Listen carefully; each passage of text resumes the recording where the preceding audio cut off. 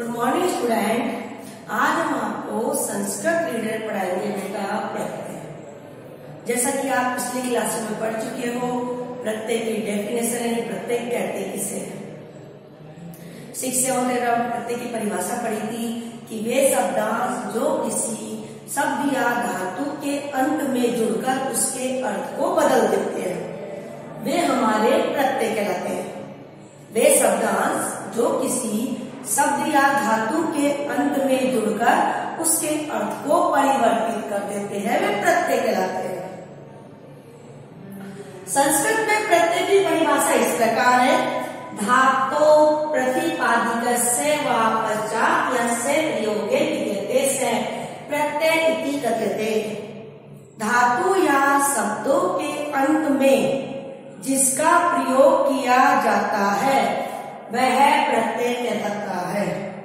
धातु या शब्दों के अंत में जिसका प्रयोग किया जाता है वह प्रत्यय कहलाता है। इसका मतलब यह है, यानी धातु मतलब क्रिया और संज्ञा आदि सर्वनाम शब्द जो होते हैं उसके अंत में जिनका प्रयोग करते हैं वे प्रत्यय कहलाते हैं, जबकि धातु या शब्दों के पूर्व में जिसका प्रयोग करते हैं वो उपसर्ग कहलाते हैं। बिल्कुल डिफरेंट है, बिल्कुल उल्टा है। ठीक है ना। तो परिभाषा लिखा है आपको, धातो प्रतिपादितस्य वा पश्चात् यस्य प्रयोगे क्रियते प्रत्यय इति कथ्यते, वे प्रत्यय कहलाते हैं। अब है प्रत्यय की भेद। संस्कृत में प्रत्यय के 3 होते हैं भेद: कृत प्रत्यय, तद्धित प्रत्यय, स्त्री प्रत्यय। कृत प्रत्यय, तद्धित प्रत्यय, स्त्री प्रत्यय।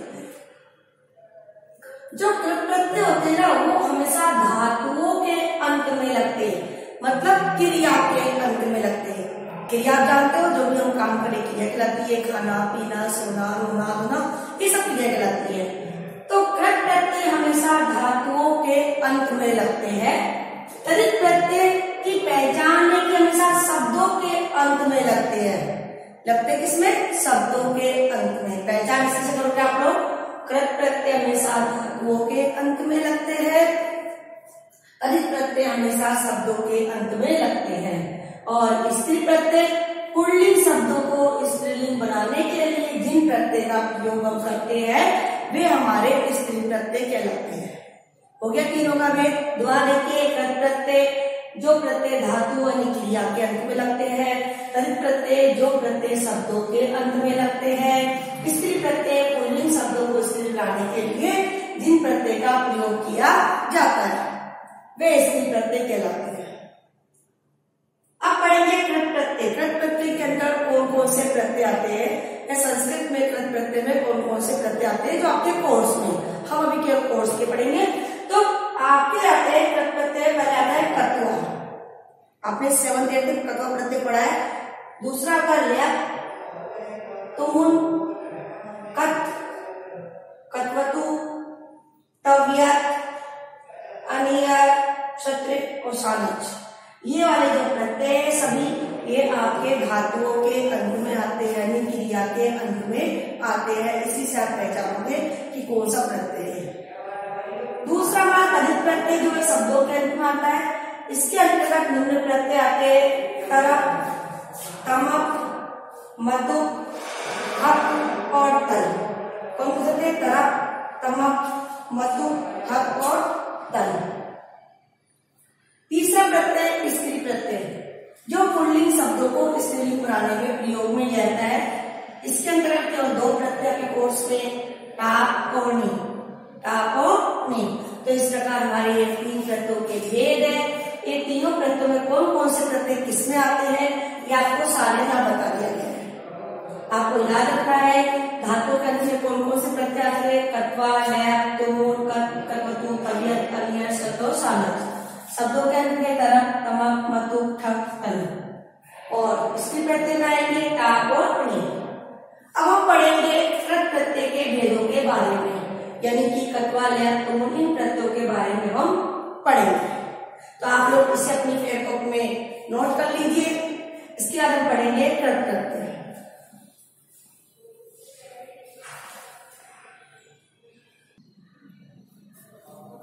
अब हम पढ़ेंगे कृत प्रत्यय के बारे में। कृत प्रत्यय मतलब वे प्रत्यय जो धातुओं के अंत में लगते हैं। मैंने बताया था अभी कि कट प्रत्यय में कौन कौन से प्रत्यय आते हैं, कत्वा, लैप, तुमुन, कत, कत्वतु, तव्यत, अनियत, शत, सामच, जो हमारे कोर्स में है। सबसे पहले पढ़ते हैं कत्वा प्रत्यय। ये आपने 6, 7, 8 में पढ़े अच्छी तरह। कत्वा प्रत्यय जो है ये हमेशा धातुओं के अंत में लगता है, क्या होता है, धातु यानी क्रिया के अंत में लगता है, पहली पहचान। दूसरा, इसका अर्थ कर या करके होता है। क्या होता है कत्वा का अर्थ, कर या करके। इसमें हमेशा त्वा शेष रहता है, अर्थात जिस धातु के अंत में त्वा आ जाएगा वहां कत्वा प्रत्यय होगा। जहां भी धातु के अंत में त्वा आएगा वहां कौन सा प्रत्यय होगा, कत्वा प्रत्यय होगा।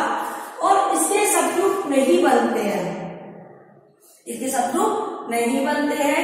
जैसे कि एग्जाम्पल दिया हमने गत्वा, तो गत्वा में लास्ट में क्या आया, त्वा, तो त्वा के आप पहचान जाओगे कौन सा प्रत्यय बेटा, कत्वा प्रत्यय। तो जब आप इसको अलग करोगे, पृथक करोगे, तो पहले होंगे मूल धातु, तब लिखा मैंने गत्वा, गत्वा पता जाकर, क्या होगा इस पर, जाकर। तो मूल धातु जाने क्या होती है, गम, क्या होती है बेटा, गम। तो गम तो मूल धातु हो गई और प्रत्यय का नाम है कत्वा। तो जब पृथक करते हैं, अलग करते हैं, तो प्रत्यय का पूरा नाम लिखते हैं। तो यहाँ पर प्रत्यय का नाम कैसे पहचाना हमने, लास्ट में त्वा को देखकर। अगर लास्ट में त्वा आ रहा है तो प्रत्यय कौन सा होगा, वो कत्वा। कौन सा होगा बेटा, वो कत्वा। तो गम प्लस कत्वा। उसी प्रकार पठित्वा, तो इसकी लास्ट में त्वा आ रहा है, यानी कौन सा प्रत्यय हो गया, ये कत्वा प्रत्यय हो गया।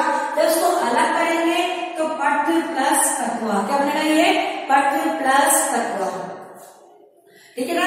तो जहां भी लास्ट में त्वा आएगा वो कौन सा प्रत्यय बनेगा, कत्वा प्रत्यय। क्या बनेगा, वो कत्वा प्रत्यय। पहचान लेना, जहां भी लास्ट में त्वा आएगा उस प्रत्यय का नाम है कत्वा प्रत्यय।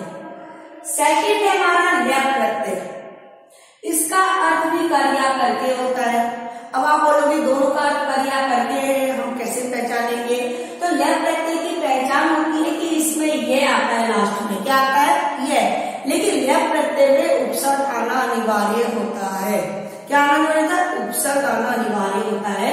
तो सबसे पहले उपसर्ग आता है, फिर धातु आएगा, उसके बाद लास्ट में क्या आएगा, ये आएगा। इसके भी शब्दरूप नहीं बनते, एक जैसे बनते हमेशा। तो इसकी पहचान की इसमें दो एग्जाम्पल लिखे मैंने, आदाय और संपूज्य। अब आदाय को जब पृथक करेंगे, अलग करेंगे, तो आ तो इसमें उपसर्ग है, मूल धातु क्या है इसमें बेटा, दा, और यहाँ पर क्या बचा, ये। ऐसे आपने कैसे पहचाना, ये आया मतलब कौन सा प्रत्यय, लैप प्रत्यय। कौन सा प्रत्यय, लैप प्रत्यय। ये आते क्या पहचान गया, लैप प्रत्यय, लेकिन इसमें उपसर्ग आना अनिवार्य है, तो उपसर्ग इसमें आ रहा है, यानी डेफिनेटली क्या प्रत्यय हो गया है, लैप प्रत्यय हो गया। तो जब अलग करेंगे हम तो आ प्लस दा प्लस लैप प्रत्यय, ठीक है। सेकंड एग्जाम्पल है संपूज्य। अब संपूज्य में सम तो उपसर्ग है, ओ जिसका धातु और लैप इसमें प्रत्यय है। सम उपसर्ग है, कुछ धातु और लैप इसमें प्रत्यय है, तो क्या बनेगा, संपूज्य। क्या बन जाएगा ये, संपूज्य। थर्ड है तुमुन प्रत्यय। तुमुन का अर्थ होता है के लिए। तुमुन का अर्थ क्या होता है, के लिए। तो के लिए इसमें तुमुन का अर्थ हो गया, इसमें तुम शेष रहता है। कहता है इसमें तुम शेष रहता है, इसके शब्दरूप भी नहीं बनते हैं। तो जहां भी लास्ट में धातु के अंत में तुम आएगा, प्रत्यय होगा तुमुन प्रत्यय। कौन सा होगा, तुमुन प्रत्यय। इसके एग्जाम्पल है गंतुम, पठितुम। गंतुम और पठितुम, लास्ट में तुम आ रहा है, दोनों में तुम आते, कौन सा प्रत्यय बना दोगे आप लोग, तुमुन प्रत्यय। तो क्या बन जाएगा, गम प्लस तुमुन और पठ प्लस तुमुन, ठीक है ना। सब क्या गया, इन तीनों में क्या पहचानना है, अगर लास्ट में त्वा आया तो कत्वा प्रत्यय, अगर लास्ट में ये आया और पहले उपसर्ग आया तो लैप प्रत्यय है, और लास्ट में तुम आया तो तुमुन प्रत्यय है। ये तीन प्रत्यय का 8th में अच्छी तरह पढ़ चुके हो। अब हम पढ़ेंगे कत और कत्वतु प्रत्यय। कत प्रत्यय ये भूतकाल अर्थ में आता है, मतलब भूतकाल मतलब जो काम हम पहले कर चुके, जो समय पहले बीत चुका है वो भूतकाल में आता है। तो भूतकाल की क्रिया में आता है, जो कार्य आप पहले कर चुके हैं। जैसे राम बाजार गया, मैं पुस्तक पढ़ चुका हूँ। तो ये सब काम हम पहले कर चुके थे। जो काम हम पहले कर चुके हैं उसमें कत और कतवतु दोनों प्रत्यय का प्रयोग हम कर सकते हैं। कत का पहचान है कि इसके अंत में तय रहता है, शेष क्या रहता है, तय शेष रहता है। जो इसके शब्द रूप है राम, लता और नगर के समान बनते हैं। अभी तक हम जो 3 पढ़े थे इनके शब्द रूप नहीं बनते हैं, लेकिन आगे हम जो पढ़ेंगे उनके शब्द रूप बनते हैं। तो कत के रूप बनते हैं राम, लता और नगर के समान। पुल्लिंग में राम के समान, स्त्रीलिंग में लता के समान और नपुंसकलिंग में नगर के समान इसके शब्द रूप बनते हैं। पुल्लिंग में राम की तरह, स्त्रीलिंग में लता की तरह और नपुंसकलिंग में नगर के समान इसके शब्द रूप बनते हैं। जैसे मैंने भू धातु ले लिया, गम ले लिया, गम से बनेगा राम की तरह, राम है रामो रामा, तो गते गतो गता। समझ गया। लता, लता की तरह होती लता, लते लता, तो क्या बनेगा गता गते गता। नगर की नगरम नगरे नगरानी, तो गतम गते गतानी। तो इन तीनों के शब्द रूप की तरह इसके रूप बन जाते हैं तत्वत्व। एग्जाम्पल जैसे मैं लिखा गत, अब मैंने गते लिखा है, विसर्ग लगा दिया इनकी पुल्लिंग की तरह। इसको विच्छेद करेंगे, अलग करेंगे, पृथक करेंगे, तो गम प्लस तत्वत्व। और यहाँ मैंने लिखा गता, ये स्त्रीलिंग का वर्ण लिया है मैंने, तो इसको जब पृथक करेंगे तो गम प्लस तत्वत्व हो गया आपका। अब आएगा तत्वत्व प्रत्यय। यह भी भूतकाल की क्रिया में प्रयोग में लिया जाता है, यानी जो काम हम पहले कर चुके हैं उसमें तत्वतु प्रत्यय का प्रयोग किया जाता है। इसमें आन और वान शेष रहता है, इसमें आन वान शेष पहचान है, दोनों में भूतकाल में आता है। अब पहचान कैसे, इसमें कहता है आन वान शेष और इसमें रहता है तय शेष। इससे आप पहचान लोगे कौन सा प्रत्यय है। इसके रूप बनते भगवान, नदी और जगत की तरह, भगवान, नदी और जगत की तरह। भगवान के शब्द आपने पढ़े होंगे, भगवान, भगवान को भगवंते, नदी की नदी, नदो नद है, और जगत के जगत जगती जगंती, तो उसकी तरह ये शब्द बनते। इसका एग्जाम्पल जैसे मैं लिखा गतवान और गतवती। गतवान तो पुल्लिंग का है बेटा, और गतवती स्त्रीलिंग शब्द है। गतवान पुल्लिंग और गतवती स्त्रीलिंग शब्द है। जब इसको पृथक करेंगे तो गम प्लस कटवतु, जब पृथक करते हैं ना तो पूरे प्रत्यय का नाम लिखते हैं, जब इसको अलग करते हैं तो प्रत्यय का पूरा नाम आता है। आप ऐसे नहीं कर सकते गम प्लस आम, नहीं, गम प्लस आम नहीं है, आम तो शेष रहता है। अलग करने में प्रत्यय का पूरा नाम लिखा जाता है। कई बार बच्चों को लिखते ना पृथक करिए, बच्चे लिखते हैं पट प्लस तुम, तो तुम तो इसमें लिखा हुआ है, आपने क्या किया, आपको तो प्रत्यय का पूरा नाम लिखना है, पट प्लस तुम, तब वो सही माना जाएगा। पट प्लस तुम सही नहीं है, पट प्लस तुम सही है, ठीक है बेटा। जब अलग करते हो ना तो प्रत्यय का आपको पूरा नाम लिखना है। तो यहाँ पर क्या है, गम प्लस कटवतु, और गतवती में भी गम प्लस कटवतु। तो आज के लिए हमारा इतना ही काफी है। बाकी के हम जो हमारे जो प्रत्यय के जो प्रत्यय है, भेद है और जो है और तरीके जो है वो हम अगले वीडियो में पढ़ेंगे। पुनः रिपीट करिए, आप लिख लीजिए कटवा प्रत्यय इसका क्रिया करके होता है, इसमें द्वा शेष रहता है, इसके शब्द रूप नहीं बनते हैं। कम प्लस कटवा, पट प्लस कटवरिया इसके एग्जाम्पल है।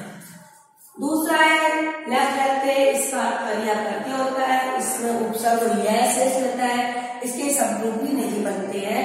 आ, गाय और समपूज्य इसका एग्जाम्पल है।